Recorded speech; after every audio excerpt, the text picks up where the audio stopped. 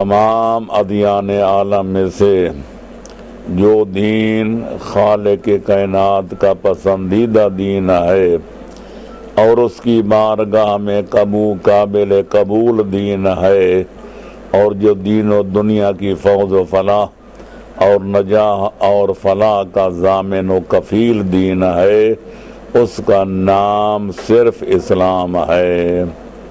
صدق اللہ العلی العظیم۔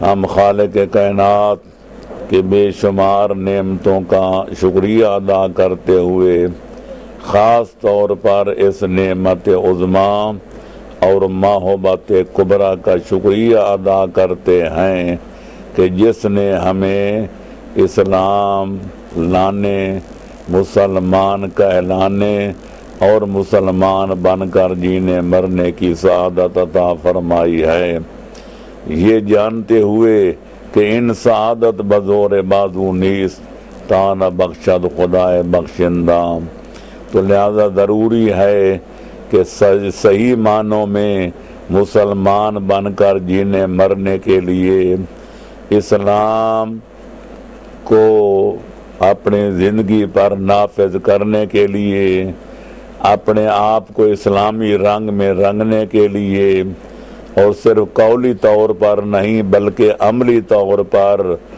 اسلام کا نمونہ پیش کرنے کے لیے ضروری ہے کہ پہلے حقیقت اسلام کا ادراک کیا جائے، اس کو سمجھا جائے، اور جب سمجھ آ جائے تو پھر تمام بنی نوع انسان کی بہبود و فلاح کے لیے اور ان کی بھلائی اور اچھائی کے لیے اس کو آگے بھی سمجھانے کی کوشش کی جائے، کیوں کہ انسان کہتے ہی اس کو ہیں جو صرف اپنے لیے نہیں بلکہ دوسروں کے لیے جینے کی کوشش کرے۔ حیوان اپنے لیے جیتے ہیں اور انسان اور مسلمان دوسروں کو فائدہ پہنچانے کے لیے، دوسروں کی مشکلیں آسان کرنے کے لیے، دوسروں سے دکھ درد دور کرنے کے لیے جیتے ہیں، اس لیے کہ جیسے پہلے بیان ہو چکا ہے، سب سے بڑی نیکی، سب سے بڑی سعادت، سب سے بڑی عبادت یہ ہے کہ لوگوں کو سکھ پہنچایا جائے، ان کو دکھ سے نجات دلانے کی کوشش کی جائے اور اسلام کا فیض عام کیا جائے، تاکہ لوگ اس مشرب صافی، اس چشم صافی سے اپنی علمی پیاس بجھا سکیں اور فیوض اسلام اور اس کے برکات سے مستفید اور مستفید ہو سکیں۔ اس سے بڑی اور عبادت نہیں ہے۔ تو لہذا سابقہ پروگراموں میں بحمداللہ جیسا کہ میرے سامعین و قارئین یہ سمجھتے ہیں اور سمجھ چکے ہیں کہ اسلام نام ہے ان چند حقائق کا، ان چند اجزاء کا، ان چند چیزوں کا جن کو کبھی عقائد کہتے ہیں، کبھی اصول کہتے ہیں، کبھی امن فروع کہتے ہیں، کبھی اس کو جو ہے عبادات کہتے ہیں، کبھی محرمات و واجبات کہتے ہیں، کبھی ان کو جو ہے تمدنیات و معاشرتیات کہتے ہیں، کبھی اخلاقیات و معاملات کہتے ہیں، اور کبھی معاشیات و سیاسیات وغیرہ کے نام سے یاد کرتے ہیں۔ تو بحمداللہ بقدر ضرورت اب عقائد اسلامیہ کی وضاحت ہو چکی، تشریح ہو چکی، توحید اور عدالت، نبوت و رسالت، خلافت و امامت اور قیامت پر بقدر ضرورت جب گفتگو ہو چکی، تو پچھلے 2 پروگراموں سے سلسلہ کرام فروع دین کے بارے میں جاری تھا، اور یہ بتایا گیا تھا کہ فروع دین ہوں، جتنے فروع دین ہیں ان میں ان کو سمجھنے کے لیے، سمجھانے کے لیے 3 راستے ہیں، 3 طریقے ہیں۔ ایک اتحاد ہے، دوسرا طریقہ تقلید ہے، اور تیسرا طریقہ احتیاط ہے، اور ان چیزوں کی بقدر ضرورت बेहम्दिल्लाह वजाहत भी की जा चुकी है कि इस्लामी नुक्ता नज़र से इज्तिहाद क्या है, तकलीद क्या है, एहतियात क्या है और एहतियात करने का तरीक़ा कार क्या है।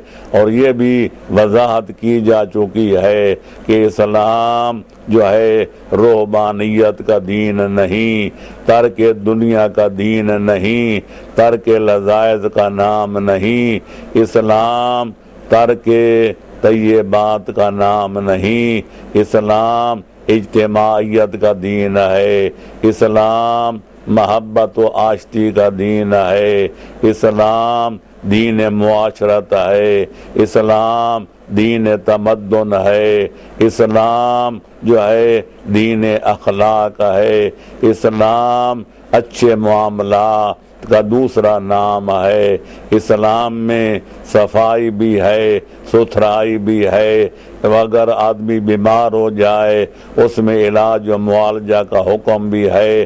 कपड़े नए हों या पुराने वो तो हालात के ऊपर उनका इन्हिसार है, लेकिन इस्लाम कसाफत को पसंद नहीं करता, गलाजत को पसंद नहीं करता।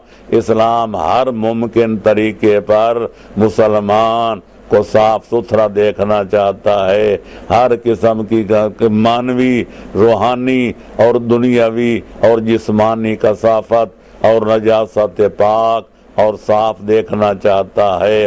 इस्लाम अपने मुसलमानों को, मानने वालों को बाअदब बनाना चाहता है, बेअदब देखना पसंद नहीं करता।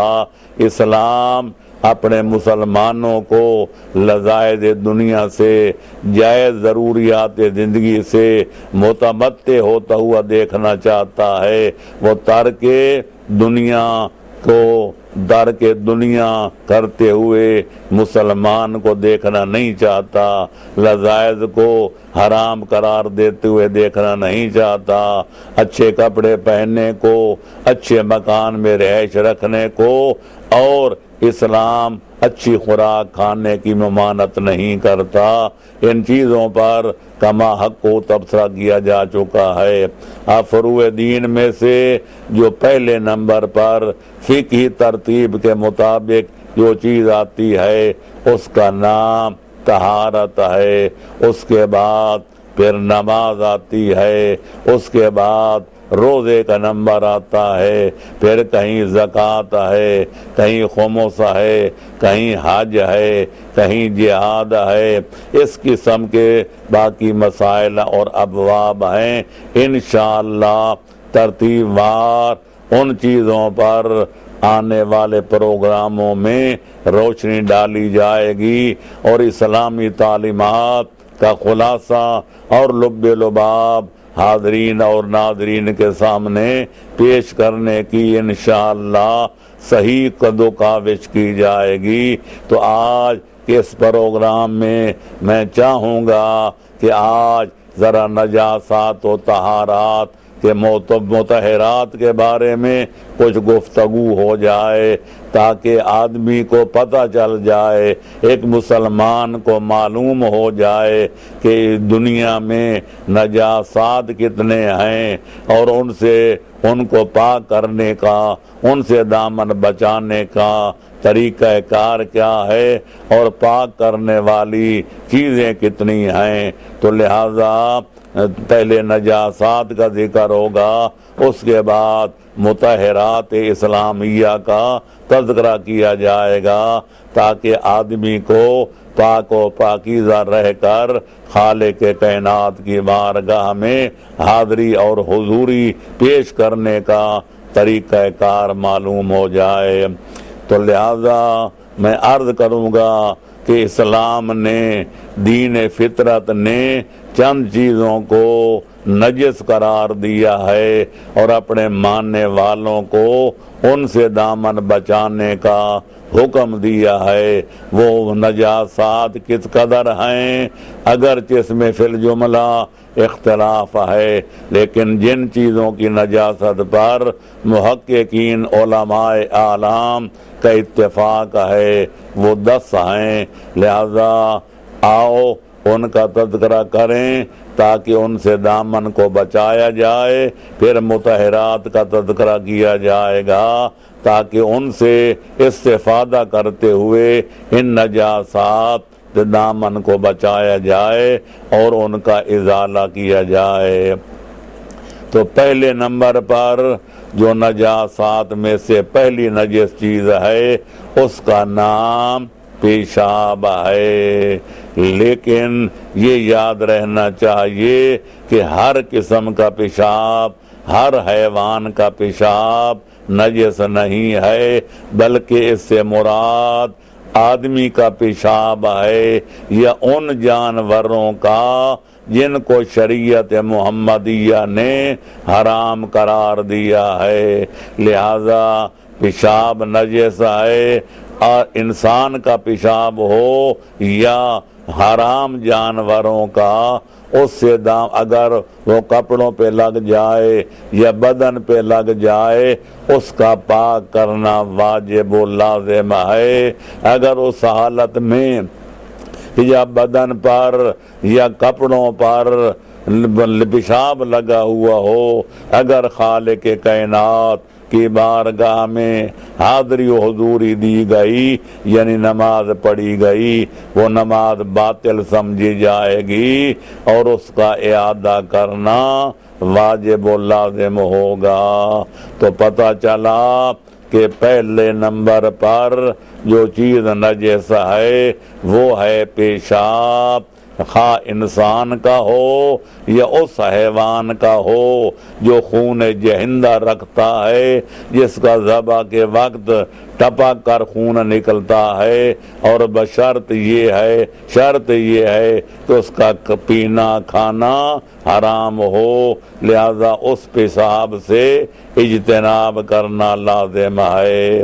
دوسرے نمبر پر پاخانہ آتا ہے یا ان حیوانات کا گوبر آتا ہے کہ جن کا گوشت کھانا شریعت محمد ہے، اور یہ بات کسی وضاحت کی محتاج نہیں۔ پیشاب میں وہ غلاظت پائی جاتی ہے، پاخانے میں وہ نجاست، وہ کثافت اور وہ غلاظت پائی جاتی ہے کہ آدمی ان کے استعمال کرنے کا یا کھانے پینے کا تصور بھی کرے تو اس سے بطبیعت میں گھن آتی ہے۔ لہذا شریعت مقدسہ نے، شریعت اسلامیہ نے، شریعت فطریہ نے ان چیزوں کو مسلمان کے لیے حرام قرار دیا ہے۔ اور تیسرے نمبر پر خون آتا ہے۔ خون بھی خواہ انسان کا ہو یا اس حیوان کا ہو جو خون جہندہ رکھتا ہے، خواہ حلال گوشت ہو یا حرام گوشت ہو، ہر قسم کے خون جہندہ رکھنے والے حیوان کا خون نجس ہے۔ ہاں البتہ اتنی اجازت ہے، اگر خون کی مقدار بنا بر مشہور انگلی کے ایک پور کے برابر ہو، تو اگر وہ جسم پر لگا ہوا ہو یا بدن پر، جسم پر ہو یا کپڑے پر، وہ نجس تو ہے لیکن نماز پڑھی جا سکتی ہے، لیکن اگر اس سے زیادہ ہو تو پھر معاف نہیں ہے۔ اس کا بدن کا اور کپڑے کا پاک کرنا واجب و لازم ہے۔ لہذا اگر کوئی حیوان خون جہندہ نہیں رکھتا، جیسے مچھلی یا مچھر یا مکڑی وغیرہ، جن کا خون جو ہے وہ بہتا نہیں ہے اور اچھل کر نکلتا نہیں ہے، تو ان کا خون نجس نہیں، البتہ خون جہندہ رکھنے والے ہر حیوان کا خون نجس ہے۔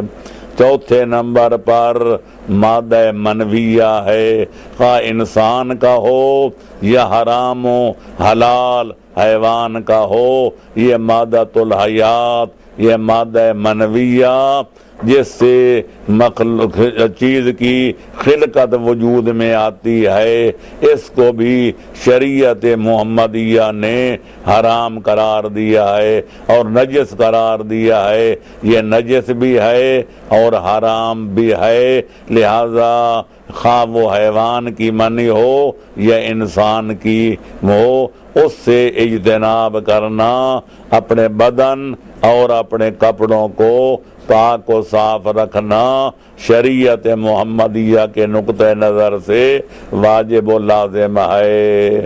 اور 5ویں نمبر پر انسان جو ہے وہ چیز نجس ہے جس کو جو ہے کتا کہتے ہیں، کتا نجس العین ہے، خنزیر نجس العین ہے، کافر نجس العین ہے۔ تو 5 اور 6 نمبر جو ہے وہ کتا، کافر اور خنزیر ہے، یہ چیزیں نجس العین ہیں۔ لہذا اگرچہ انسان اشرف المخلوقات ہے، افضل الموجودات ہے، لیکن اس وقت ہے جب اپنے خالق کی معرفت رکھتا ہو، اس کے نبیوں کو پہچانتا ہو، اس کے ولیوں کی دل میں محبت اور عقیدت رکھتا ہو۔ اگر وہ انسانیت کے درجے سے گر کر حیوانیت کے درجے تک نیچے چلا جائے، نہ مالک کا پتہ ہو، نہ مملوک کا، نہ مال حلال کا پتہ ہو، نہ حرام کا، نہ نجس کا علم ہو، نہ پاک کا، نہ مقصد حیات کا پتہ ہو، نہ جینے مرنے کی غرض و غایت کا، تو انسانیت کی منزل سے اتنا گر جاتا ہے کہ وہ کافر بن جاتا ہے، اور کافر نجس العین ہوتا ہے، جس سے اجتناب کرنا واجب و لازم ہے۔ لہذا اور جہاں تک کتے کا تعلق ہے، بے شک کتے میں کوئی خوبیاں بھی ہیں، وفادار بھی ہے، مالک کا احسان مند ہے، لیکن اس کے اندر خالق کائنات نے اس قسم کی کثافت پیدا کی ہے، اس کے لعاب میں اس کی ایسی گندگی پائی جاتی ہے، اس کے باطنی اجزاء میں ایسی غلاظت پائی جاتی ہے کہ کتے کو نجس العین قرار دیا گیا۔ اسی طرح خنزیر کا حکم ہے۔ یہ لہذا شریعت محمدیہ میں حرام چیزیں تو بہت ہیں، لیکن نجس العین وہ چیزیں جن کا وجود بھی نجس ہے اور کھانا پینا حرام بھی ہے، وہ کافر ہے، کتا ہے، خنزیر ہے۔ لہذا چونکہ ان باتوں کی نجاست پر تمام امت مسلمہ کا اتفاق ہے، اس لیے ان کے دلائل پیش کرنے کی میں ضرورت محسوس نہیں کرتا۔ اگر کوئی صاحبان ان چیزوں کی حرمت کی علت معلوم کرنا چاہیں، ان کی لیما معلوم کرنا چاہیں کہ خون میں کیا خرابی ہے، پیشاب میں کیا بربادی ہے، پاخانے میں کیا نقصانات ہیں، اور کافر کے جھوٹے میں کیا مضرات ہیں، تو لہذا ان کو میں عرض کروں گا اور مشورہ دوں گا کہ وہ میری فقہ کتاب قوانین الشریعہ فی فقہ الجعفریہ کا مطالعہ کرنے کی زحمت فرمائیں۔ ان پر یہ حقیقت کھل کر واضح ہو جائے گی کہ ان چیزوں کو شریعت محمدیہ نے کیوں حرام اور کیوں نجس قرار دیا ہے، اور ان سے دامن بچانے کو کیوں واجب اور لازم قرار دیا ہے۔ لہذا ضرورت ہے کہ ان کتابوں کا مطالعہ کیا جائے جو شریعت کے حلال و حرام سے تعلق رکھتی ہیں، اور جو کتابیں لمبی چوڑی نہیں پڑھ سکتے تو ان مختصر معروضات سے استفادہ کر سکتے ہیں۔ تو پھر 8ویں نمبر پر یا 9ویں نمبر پر وہ نجس جو چیز ہے اس کو جو ہے مردار کہتے ہیں، یعنی اگر کوئی حلال حیوان بھی، حلال گوشت جانور بھی اگر اپنی طبی موت مر جائے، اس کو شریعت کے مطابق ذبح نہ کیا جا سکے تو اس کا مردار بھی نجس ہوتا ہے۔ لہذا انسان تو پہلے ہی گوشت حرام ہے، اور جو حیوانات جن کا گوشت کھانا شریعت میں حلال تھا، لہذا اگر وہ بھی اپنی طبی موت مر جائیں اور ان کو ان کو شریعت کے مطابق ذبح بھی نہ کیا جا سکے، ان پر بسم اللہ بھی نہ پڑھی جا سکے، ان کو قبلہ رو ہو کر کوئی مسلمان ذبح نہ کر سکے، تو ان کا مردہ بھی اور مردار بھی حرام ہے اور مرنے کے بعد نجس بھی ہے۔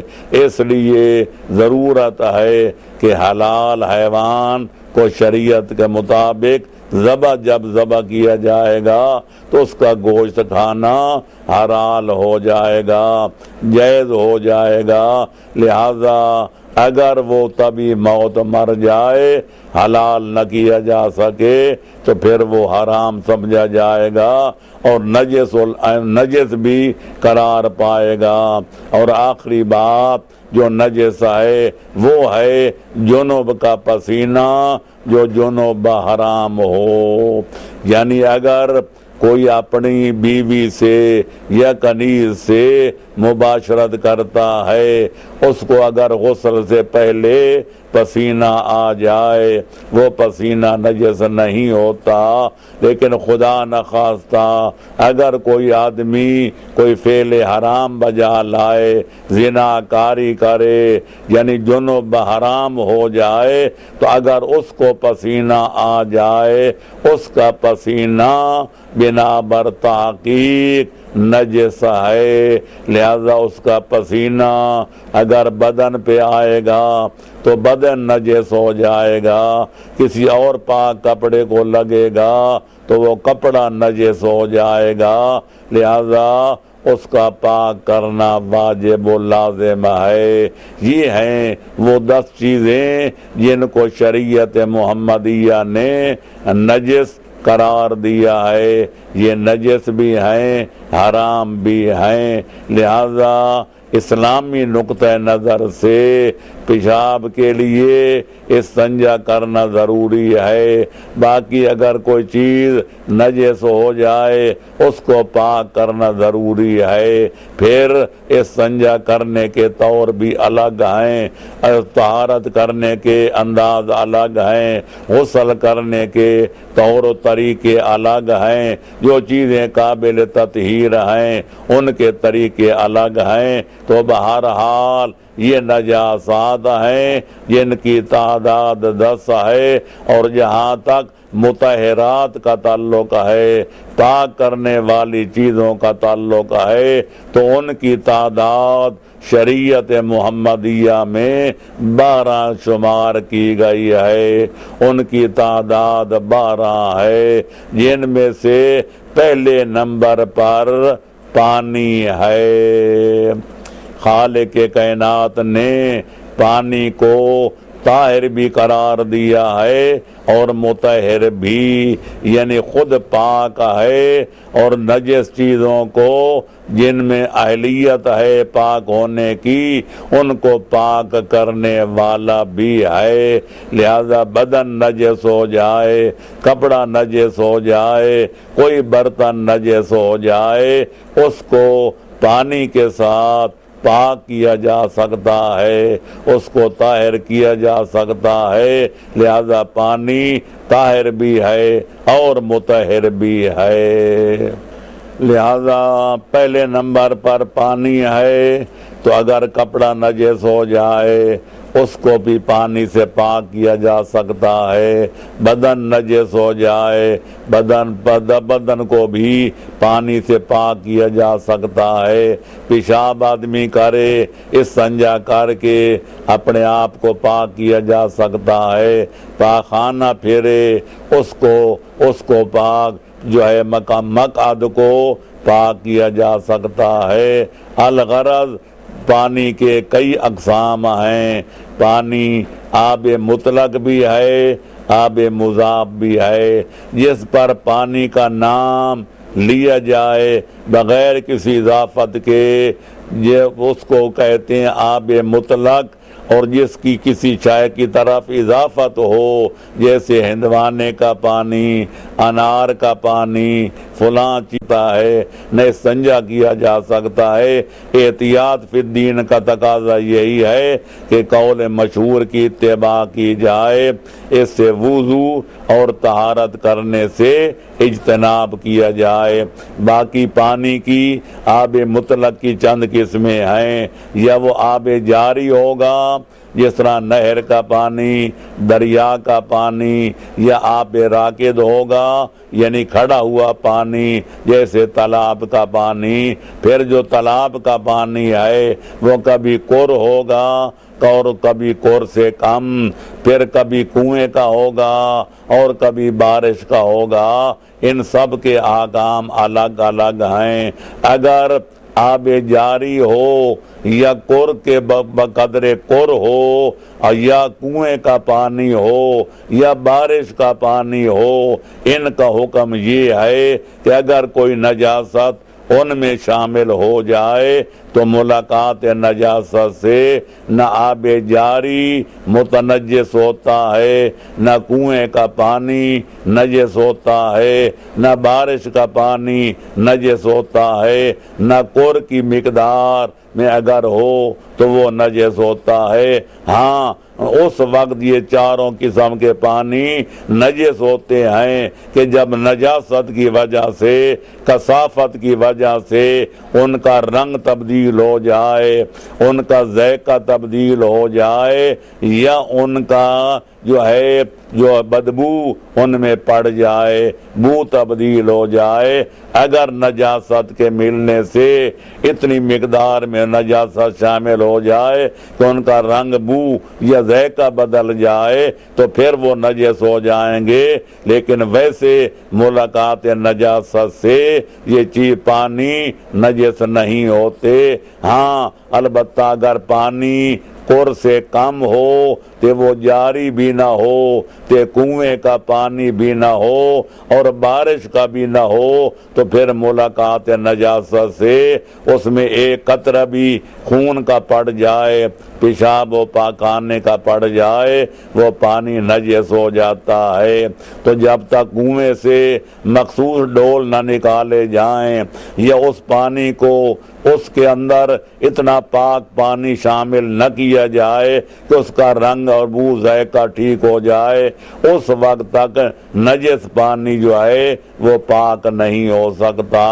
اب رہے گی یہ بات کہ کور کی مقدار کتنی ہے، تو بنا بر مشہور اور محتاط قول کے مطابق کور اتنی مقدار کو کہتے ہیں جس کا طول 3.5 بالشت ہو، جس کا عرض وہ بھی 3.5 بالشت ہو، اور جس کا عمق گہرائی 3.5 بالشت ہو۔ اگرچہ 3 بالشت والا قول بھی قوت سے خالی نہیں ہے، لیکن احتیاط فی الدین کا تقاضا یہ ہے کہ اس کی مقدار 3.5 بالشت ہونی چاہیے۔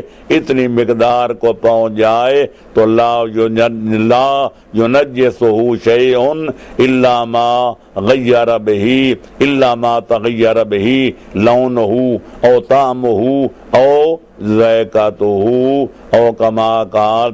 لہذا یہ ضروری ہے کہ پانی کے احکام کو سمجھا جائے اور اس کے مطابق عمل درآمد کیا جائے۔ لہذا اس پانی سے استنجا بھی کیا جا سکتا ہے، پاخانہ بھی صاف کیا جا سکتا ہے، نجس کپڑے کو پاک بھی کیا جا سکتا ہے۔ اس لہذا استنجا کرنے کا طریقہ، استنجا کے پھر احکام ہیں، کچھ واجبات ہیں، کچھ محرمات ہیں، اور پیشاب پھرنے کے اور استنجا کرنے کے کچھ آداب ہیں۔ تو لہذا جہاں تک واجبات کا تعلق ہے، پیشاب و پاخانہ کرنا ہو، اس کے واجبات 2 ہیں، محرمات بھی 2 ہیں۔ واجبات یہ ہیں کہ پہلے آدمی ایسی جگہ پر بیٹھے کہ جہاں اس کو کوئی ناظر محترم نہ دیکھ رہا ہو، لہذا لوگوں کے سامنے، ناظرین محترم کے سامنے اپنے آپ کو ننگا کر کے بیٹھنا شریعت کے نقطہ نظر سے فعل حرام ہے۔ اور دوسرا حرام یہ ہے کہ خانہ کعبے کی طرف منہ کر کے پیشاب و پاخانہ کیا جائے تو یہ بھی حرام ہے۔ اور خانہ کعبہ کو اگر پشت بقبلہ ہو کر آدمی بیٹھے تو یہ بھی فعل حرام ہے۔ اور علاوہ بری اگر استنجا کرنا ہو یا پاخانہ صاف کرنا ہو تو کسی مقدس چیز کے ساتھ، جیسے کھانے پینے کی چیز کے ساتھ یا دینی کتاب کے اوراق کے ساتھ طہارت کرنا بھی اور صاف کرنا بھی فعل حرام ہے۔ باقی رہ گئے یہ کہ بعض مکروہات ہیں، بعض مستحبات ہیں۔ مستحبات یہ ہیں کہ آدمی خلوت میں جا کر جہاں کوئی بچہ بھی نہ دیکھ رہا ہو وہاں پیشاب کیا جائے، اور پھر نرم جگہ پر پیشاب کیا جائے تاکہ اس کے قطرے جو بہیں اس کے پاؤں اور اس بدن پر نہ پڑ جائیں۔ ہوا کی طرف رخ نہ کیا جائے، ادھر جو ہے کسی مقدس مقام کی طرف رخ نہ کیا جائے۔ بہرحال کچھ مستحبات ہیں، کچھ واجبات و محرمات ہیں۔ اور استنجا کرنے کا طریقہ یہ ہے جس کو استبراء بھی کہتے ہیں کہ استبراء کیا جائے، اصل مقعد سے لے کر سرے جو ہے اعلی تناسل کے بنیاد تک 3 مرتبہ انگلی دبایا جائے، پھر ابتدا سے لے کر سر حشفہ تک 3 مرتبہ اس کو دبایا جائے تاکہ پانی کو پیشاب کا کوئی قطرہ اندر نالی میں نہ رہ جائے۔ پھر سر حشفہ کو جھٹک دیا جائے اور پھر پانی سے دھو دیا جائے، اور بہتر یہ ہے کہ ایک ہی بجائے 3 مرتبہ دھویا جائے تاکہ اس کے بعد استبراء کا فائدہ یہ ہوتا ہے اگر کوئی مشتبہ رطوبت نکل آئے اس کو نجس نہیں سمجھا جائے گا، لیکن اگر استبراء نہ کیا جائے تو کوئی مشتبہ رطوبت اگر نکلے گی تو وہ نجس سمجھی جائے گی، جس سے وضو بھی ٹوٹ جائے گا اور دوبارہ وضو کرنا پڑے گا۔ الغرض اس کے بعد دوسرے نمبر پر یہ ہے چھوٹا پیشاب، یہ پانی کے سوا کسی اور طرح پر اس کو جو ہے طہارت نہیں کی جا سکتی، لیکن جہاں تک پاخانے کا تعلق ہے وہ پانی سے بھی وہ دھویا جا سکتا ہے، اور اگر پانی نہ میسر ہو تو 3 ڈھیلے اگر لیے جائیں تو ان سے بھی اگر مقعد صاف کر دی جائے تاکہ آگے تجاوز نہ کرے بلکہ مقام خشک ہو جائے تو اس سے بھی طہارت ہو سکتی ہے۔ اس کے بعد دوسرے نمبر پر جو مطہرات میں سے ہے وہ ہے زمین۔ زمین پاک بھی ہے، خود طاہر بھی ہے، مطہر بھی ہے، پاک کرنے والی بھی ہے۔ لہذا اگر آدمی کا جو ہے پاؤں یا اس کا جوتا کسی نجاست سے نجس ہو جائے اور آدمی اس زمین پر، پاک زمین پر کم از کم 15 قدم چلے اور زہری نجاست دور ہو جائے، اس سے جوتے کا تلوا اور پاؤں کا نچلا حصہ آٹومیٹکلی طور پر پاک ہو جائے گا۔ لہذا زمین طاہر بھی ہے، مطہر بھی ہے، خود پاک ہے اور پاک کنندہ بھی ہے۔ تیسرے نمبر پر جو چیز مطہرات میں داخل ہے وہ ہے سورج، یعنی ایسی دیواریں جن کو پانی کے ساتھ دھویا نہیں جا سکتا، ایسے بڑے فرش فروش جن کو صاف نہیں کیا جا سکتا، اگر ان پر صرف پانی چھڑک دیا جائے اور پھر آفتاب کی تمازت سے وہ خشک ہو جائیں تو دیواروں کو، درختوں کو اور فرش و فروش کو पाक समझा जाएगा। इसका मतलब ये हुआ कि सूरज भी पाक है और वो पाक कुनिंदा भी है, नजस चीज़ों को पाक भी करता है। लिहाजा जिन चीज़ों को आप धो नहीं सकते, निचोड़ नहीं सकते, अगर उन पर सूरज की तमाज़त पड़े और वो जो है वो चीज़ खुद जगह खुश्क हो जाए, वो पाक समझी जाएगी। तीसरे नंबर पर ये आप जो है सूरज जो है ये भी मुतहरात में शामिल है। और चौथे नंबर पर जो चीज़ मुतहरात में दाखिल है वो है इंसान का इस्लाम। जब आदमी इस्लाम ले आए वो उसका कुफ्र ख़त्म हो जाता है, शिरक ख़त्म हो जाता है, निफाक ख़त्म हो जाता है। जो पहले नजसुल ऐन था वो पाक हो जाता है। ये है चौथा मुतहरात। पांचवा और छठा ये है, उसका नाम है तबईयत। यानी जब आदमी इस्लाम ले आए उसके छोटे बच्चे भी पाक समझे जाएंगे। जब आदमी को गुस्ल मैयत दिया जाए तो उसके साथ जब मैयत पाक हो जाएगा तो वो फट्टा भी पाक हो जाएगा जिस पर उसको गुस्ल दिया जा रहा था। वो जगह भी पाक हो जाएगी जिस पर उसको लिटाया जा रहा था।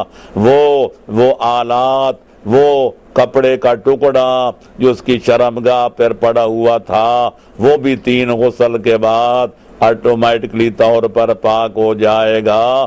तो ये तबईयत जो है ये भी मुतहरात में से एक मुतहर है। उसके अलावा इस्तिहाला है। इस्तिहाला का मतलब ये है कि जब चीज़ की हकीकत बदल जाए, एक हराम जानवर है वो किसी का नमक की कान में गिरता है और अब वो बिल्कुल नमक बन जाता है, उसकी हकीकत बदल जाती है। जैसे कि कहा जाते हर चे दरकान नमक रफ्त, नमक शुद्ध। अगर नमक की कान में कोई चला जाए और नमक बन जाए तो जिस नमक पाक है वो चीज़ भी पाक हो जाएगी क्योंकि उसकी हकीकत बदल गई है। ये इस तरह एक शहर के करीब जो गंदा पानी लगाया जाता है और सब्जियां उगाई जाती हैं, पहले गंदा पानी था, वो नजस था, वो पाक नहीं था। लेकिन अगर उससे सब्जी उगती है, आया जो कद्दू है या कोई टमाटर है या इस किस्म की कोई खाने पीने की चीज़ है, तो चूंकि अब पानी का इस्तेहाला हो गया, अब उसको गंदा पानी नहीं कहते, उसको कद्दू कहते हैं या टमाटर कहते हैं या तोरी कहते हैं। तो लिहाजा उसका इस्तेहाला हो गया, वो चीज़ पाक हो जाएगी। तो इस्तेहाला भी उन्हीं चीज़ों में से है कि जो आदमी चीज़ के लिए मुतहर का होने का काम देता है। और चौथी और आखिरी जो है उसके अलावा पांचवी या छठी चीज़ ये है कि इंसान किसी चीज़ का इस्तेहाला नहीं बल्कि इंतकाल हो जाए।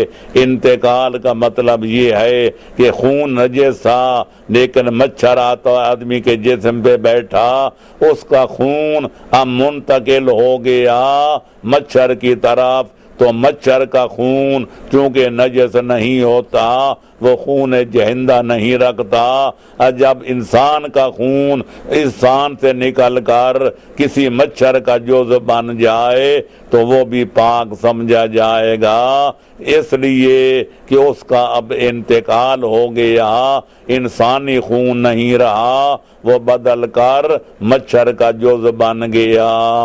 उसके अलावा जो है वो दूसरा ज़िहाब सुलसैन भी है मुतहरात में से कि जब किसी चीज़ को अपना जूस को मिसाल के तौर पर किसी चीज़ का जो है वो अंगूरों का जूस है उसको आग पे रखा जाए, उसको जोश आ जाए, जोश आने से उसका हुक्म شراب والا بن جاتا ہے، لیکن اگر اس کے 2 حصے جل جائیں تو تیسرا حصہ باقی رہ جائے، اس سے وہ نجس جو ہو گیا تھا شراب کے حکم میں ہو گیا تھا، 2 حصے چلے جانے کے بعد جو 1/3 باقی رہ جائے وہ پاک سمجھی جائے گی۔ تو ذہاب ثلثین، 2 ثلث کا ختم ہو جانا اور 1 ثلث کا باقی رہ جانا، یہ بھی مطہرات میں سے ایک مطہر ہے، لہذا یہ بھی پاک کرنے والی چیزوں میں شامل ہے۔ اسی طرح اور چیزیں بھی ہیں کہ اگر نجس چیز ہو جائے اور ان کے ذریعے اگر بدن کو پاک کرنا ہو یا برتن کو پاک کرنا ہو تو اس کی مقدار میں پھر اختلاف ہے۔ اگر عام چیز کپڑا نجس ہو جائے، اگر آب کثیر میں پاک کرنا ہو، اس کو 1 دفعہ ڈبو دیا جائے اس کے بعد پاک ہو جائے گا۔ اگر آب کثیر یا آب جاری میں 1 دفعہ اس کو ڈبو دیا جائے وہ پاک ہو جائے گا، لیکن اگر آب قلیل سے دھویا جائے تو اس کو 3 مرتبہ دھونا پڑے گا، جس میں 2 مرتبہ نچوڑنا بھی شامل ہے۔ اور اگر برتن نجس ہو جائے، اگر اس کو کتا نجس کرے، اس میں منہ ڈال جائے تو اس کو 3 دفعہ دھونا واجب ہے، لیکن احتیاط یہ ہے کہ اس کو 7 مرتبہ آب قلیل سے دھویا جائے، جس میں 1 بار مٹی سے مانجنا بھی ضروری ہے، کیونکہ کتے کے اندر ایسے جراثیم ہوتے ہیں کہ جب تک مٹی نہ ملی جائے، برتن کو مٹی سے صاف نہ کیا جائے، اس وقت تک وہ جراثیم مرتے ہی نہیں ہیں اور برتن صحیح معنوں میں پاک ہوتا ہی نہیں ہے۔ الغرض یہ مطہرات ہیں، وہ نجاسات ہیں۔ جب کوئی چیز نجس ہو جائے ان نجاسات کی وجہ سے تو ان مطہرات کی وجہ سے اس کو پاک کیا جا سکتا ہے، لیکن طور الگ الگ ہے، طریقہ الگ الگ ہے، ہر چیز کی طہارت کا انداز الگ ہے، اس کی نجاست کا انداز الگ ہے۔ ان مسائل کا جاننا واجب ہے۔ اور ان مطہرات میں سے ایک غیبت مسلم بھی ہے۔ غیبت مسلم کا معنی یہ ہے کہ ایک کپڑا آپ نے دیکھا کہ کسی مسلمان کے پاس ہے، وہ نجس تھا، ایک برتن کسی مسلمان کے پاس تھا، وہ نجس تھا، لیکن کچھ عرصے کے بعد پھر آپ وہی کپڑا دیکھتے ہیں، وہی برتن دیکھتے ہیں تو اس کو پاک سمجھا جائے گا۔ کیوں؟ اس لیے کہ آپ کو مسلمان کے بارے میں حسن ظن سے کام لینا پڑے گا کہ جب وہ مسلمان ہے اور اس کو علم تھا کہ اس کا کپڑا نجس ہے تو اس نے یقیناً پاک کیا ہوگا۔ جب اس کو علم تھا اس کا برتن نجس ہے اس نے پاک کیا ہوگا۔ لہذا یہ شرط یہ ہے کہ اس مالک کو بھی پتا ہو کہ یہ چیز نجس ہے تو یقیناً اس نے پاک کی ہوگی۔ کچھ عرصے کے بعد اگر وہ کپڑا آپ کو ہاتھ لگ جائے یا وہ برتن آپ کو مل جائے تو آپ اس کو پاک سمجھیں گے، اس بنا پر کہ مسلمان کی چیز پاک ہوتی ہے۔ اور حدیث میں وارد ہے کل شیء طاہر حتی تعلم انہ قذر، ہر چیز کو پاک سمجھو جب تک نجاست کا یقین نہ ہو جائے، ہر چیز کو جائز سمجھو جب تک حرمت کا یقین نہ ہو جائے، ہر چیز کو مباح سمجھو جب تک اس کے ناجائز ہونے کا یقین نہ ہو جائے۔ تو الغرض من جملہ مطہرات کے ایک تب جو ہے غیبت مسلم بھی ہے کہ مسلمان کے ہاتھ سے لو یا اس کی چیز کو استعمال کرو تو انشاءاللہ وہ پاک سمجھو۔ اور ایک طریقہ آخری یہ ہے کہ چیز نجس ہو اور آپ نے دیکھا تھا کہ وہ نجس ہے، لیکن اگر دو آدمی گواہی دے دیں کہ انہوں نے اس کو پاک کیا ہے، یا آپ ان کو پاک کرتے دیکھ لیں، اس چیز کو بھی پاک سمجھا جائے گا، کیونکہ اسلام میں دو گواہوں کی گواہی کو قبول کرنا واجب ہے جب تک ان کے غلط گو ہونے کا یقین نہ ہو جائے۔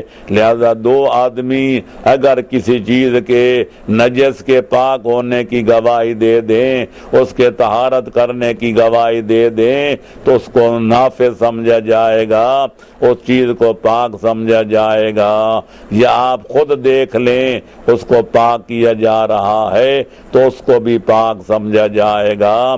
الغرض یہ ہیں اسلامی احکام نجاست و طہارت کے بارے میں، اگر ان کا خیال رکھا جائے، ان کو مد نظر رکھا جائے، اور پھر آدمی اپنا اللہ کی عبادت بجا لائے، تو ظاہر ہے آپ تصور کر سکتے ہیں وہ آدمی کتنا شریف ہوگا، کتنا پرہیزگار ہوگا، کتنا عبادت گزار ہوگا، اور کتنا پاک اور پاکیزہ تصور کیا جائے گا۔ اس لیے طہارت کو اسلام اور ایمان کا جز قرار دیا گیا، جیسا کہ گزشتہ پروگرام میں عرض کیا تھا، الطہور شطر الایمان، الطہور نصف الایمان، کہ نظافت، طہارت جو ہے، پاکیزگی اسلام کا اور ایمان کا جز ہے، بلکہ یہ آدھا ایمان ہے۔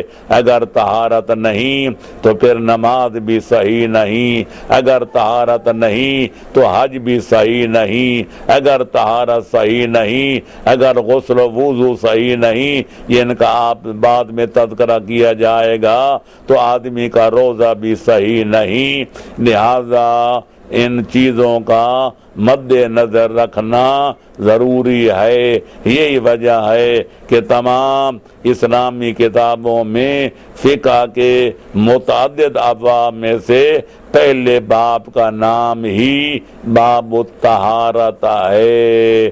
لہذا طہارت ہر چیز پر مقدم ہے۔ اگر طہارت نہیں تو نہ نماز نماز ہے، طہارت نہیں تو نہ روزہ روزہ ہے، طہارت نہیں تو قرآن کا چھونا حرام ہے، طہارت نہیں تو حج کرنا باطل ہے، طواف باطل ہے، اگر طہارت نہیں تو عبادت حرام ہے۔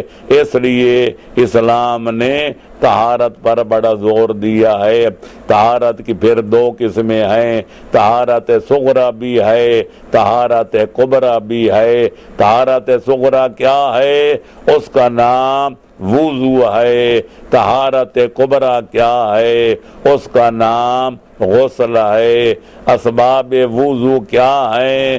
غایات وضو کیا ہیں؟ شرائط وضو کیا ہیں؟ غسل کے اقسام کتنے ہیں؟ غسل کرنے کا طریقہ کیا ہے؟ سلیقہ کیا ہے؟